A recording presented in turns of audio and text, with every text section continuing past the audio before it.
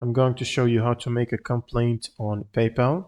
So if it's about a transaction like an item is not received or somebody used your PayPal and you need to complain about unauthorized charge, you will need to log into your PayPal account. Usually it's better to do on a browser, and then go to the activity from the top menu here. And you'll need to select the transaction. Just click on it like this, and it should open up the details.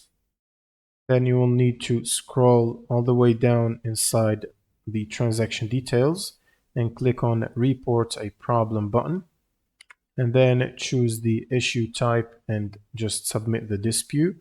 So for example, you can click on the unauthorized charge, which is this one here. I suspect my account is being used by someone else. And then click on Continue to Report.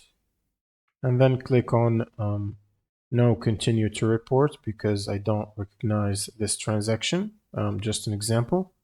And all you need to do is follow along with the report steps, and this will open a dispute, and you can later escalate it to a claim if needed.